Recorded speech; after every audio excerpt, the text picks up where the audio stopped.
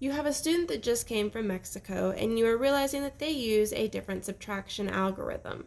I'm going to teach you that subtraction algorithm here while comparing it to our subtraction algorithm that we use here.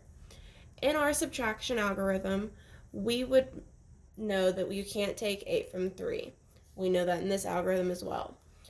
In our algorithm, we would borrow from the 2 over here. We would make it a 1, just like that, and carry 1 over to our 3. Then we would subtract 8 minus 13. 8 minus 13 is 5.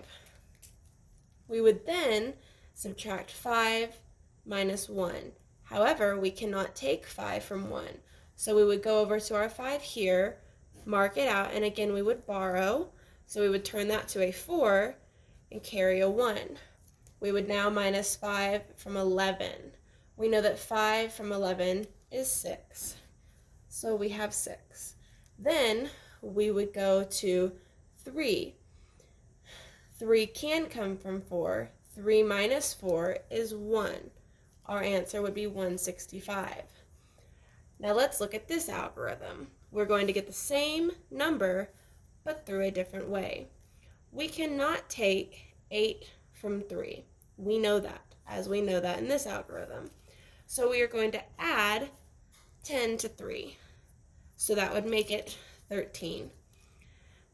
Because we added that there, we must add 10 here.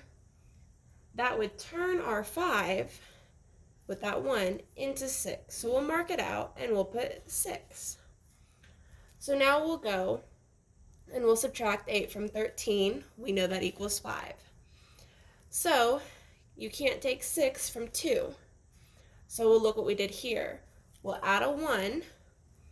Since we added the 10 here, and we'll add a 10 here. Adding that 10 there will make this a 4. So we'll turn 3 into a 4. Now, 6 from 12 is 6. 4 from 5 is 1. Now, how did this work?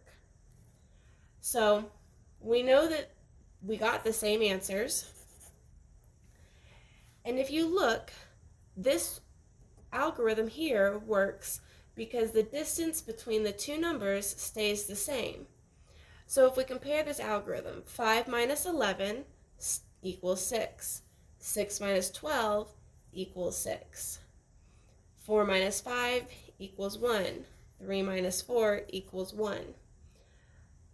So when we are looking at the distance between the numbers, we can tell that that distance stays the same, whether we are borrowing from the top or adding to the bottom.